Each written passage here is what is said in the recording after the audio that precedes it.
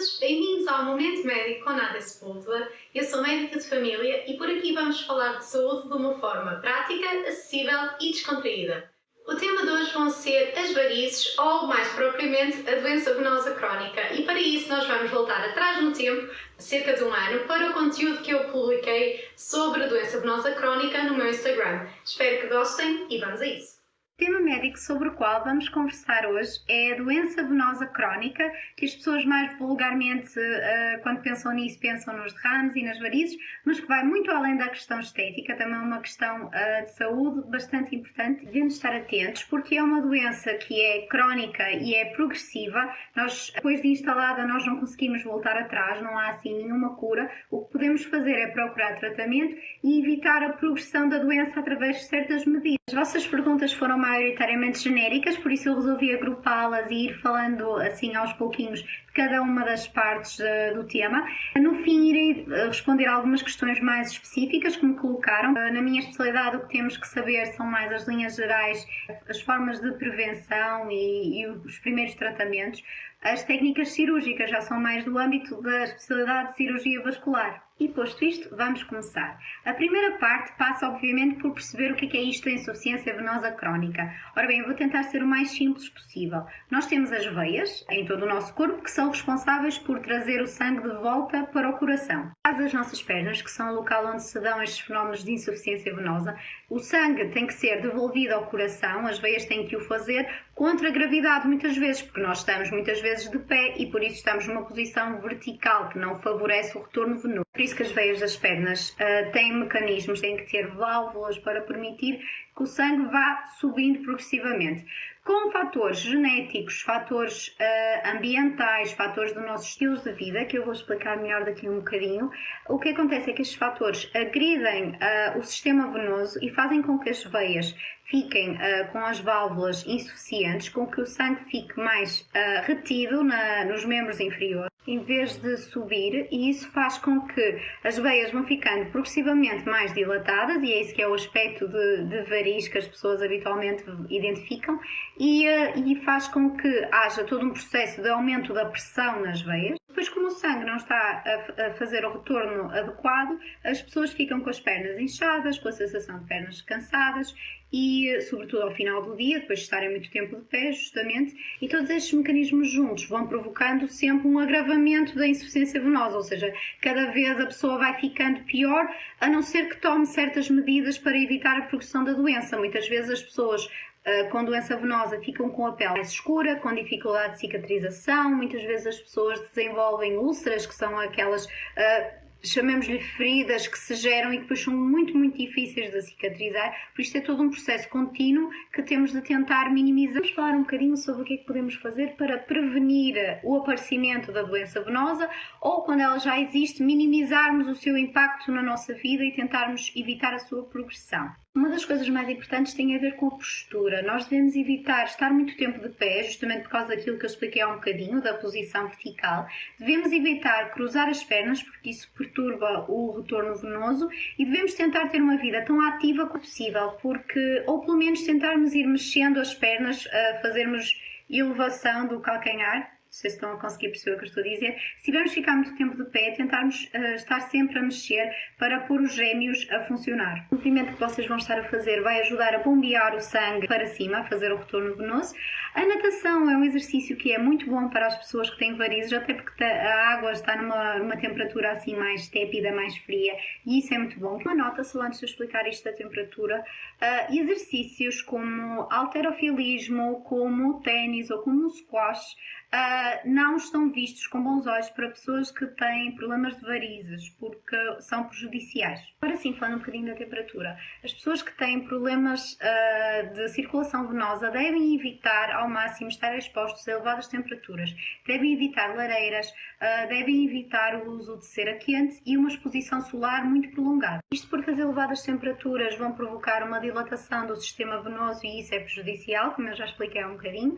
Em termos de calçado, deve deve-se privilegiar tacão intermédio, ou seja, entre 3 a 5 cm, evitando os rasos e os saltos muito altos. Uma das coisas que devemos evitar é o aumento de peso, porque prejudica o retorno venoso, e também devemos ter em atenção que o nosso intestino funcione de forma regular, porque a obstipação, ao aumentar a pressão abdominal, também torna o retorno venoso mais difícil. Daí que seja muito importante beber bastante água, ter uma alimentação rica em fibras, com muitas frutas, muitos vegetais, e tentarmos ter o intestino tão regular quanto possível. Também é importante evitar o álcool e evitar especiarias. É importante também evitarmos o uso de roupa muito justa, porque isso prejudica o retorno venoso, e também é importante, sobretudo se tivermos na família pessoas com problemas de circulação, como varizes, devemos ter em atenção o método contraceptivo que usa. Isto porque os métodos contraceptivos, como a pílula combinada, que tem estrogénios, podem agravar esta situação também. Além disso, a própria gravidez e a menopausa também são fatores de risco, mas isso já não conseguimos controlar. Além destas medidas, ou seja, evitar aumentar peso, ter sempre um intestino regular e ter estes cuidados com as nossas pernas, devemos também, se for o caso, utilizar uma meia de contenção elástica. Não é uma meia de descanso, ok? Essas não servem. As meias de contenção elástica têm uma pressão que é decrescente de baixo para cima, ou seja, favorecem assim o retorno venoso e ajudam as nossas veias a bombear o sangue de uma forma mais eficaz. E por isso são indicadas tanto para os primeiros sinais como para a doença venosa já mais avançada, que já haja mesmo veias varicosas, que é o nome que se dá às varizes, e o que acontece é que a pressão é que vai variando, ou seja, há vários graus para estas meias e devem-se aconselhar junto do vosso médico. Outra das medidas que já tem vindo a demonstrar evidência de atrasar a progressão da doença e melhorar os sintomas são os chamados venotrópicos. Por motivos éticos, eu não vou dizer nomes aqui, portanto, é uma questão de se aconselharem junto do vosso médico. Agora, em relação ao tratamento, de uma forma muito simples, se vocês tiverem as veias reticulares, os chamados derrames, vocês podem procurar uma solução mais simples, como a escleroterapia, que no fundo é uma técnica que pode ser feita em meio ambulatório, e o que o médico faz é injetar para aquele pequeno vaso um produto que vai provocar a sua secagem, vai esclerosá-lo e por isso ele vai ser eliminado e já não vai ter aquele aspecto. Além de alguns efeitos laterais locais, não é? O rubor, ficar um bocadinho mais sensível, aquilo tem de cicatrizar, obviamente, não tem assim grandes contraindicações, porque o que vocês estão a eliminar já é um vaso sanguíneo que já não está funcionando. Por outro lado, se vocês tiverem uma doença venosa mais avançada, se tiverem assim varizes visíveis muito proeminentes, se tiverem sintomas muito exuberantes ou se virem que a doença venosa já está avançada, se o vosso médico se aperceber isso, podem ser candidatos a fazer uma intervenção cirúrgica mais complexa, que agora, hoje em dia, normalmente já não é tão invasiva como antigamente e que tem tido muito bons resultados. Uma questão de, na vossa próxima consulta, se vocês estão dentro desta faixa, vocês falarem com o vosso médico sobre esse tema, porque poderão eventualmente precisar de uma referenciação para a cirurgia vascular e poderão ter uma melhoria significativa na vossa qualidade de vida. Se passarmos às questões mais específicas, eu queria só terminar esta parte geral dizendo que a doença venosa não é uma questão puramente estética. Há situações perigosas que podem acontecer, podem formar-se trombos nestas veias que estão doentes e estes trombos podem migrar para locais como os pulmões, como o vosso cérebro e provocar situações muito, muito graves.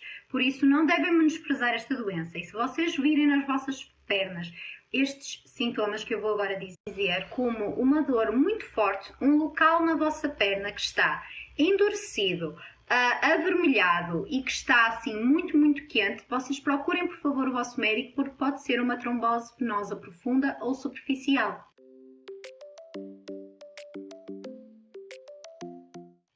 Consegue usar a contenção elástica e eu sei que é um bocadinho incómodo porque faz muito calor, sobretudo no verão, que é a altura em que a patologia venosa agrava mais. No entanto, assim, substituto nós não temos assim propriamente nada. Bem, se já tens derrames com 18 anos, provavelmente vais ter uma doença venosa crónica que vai progredir, a não ser que tenhas os cuidados que eu fui dizendo e provavelmente poderias pensar em usar umas meias de contenção elástica. Acho que era um bom conselho.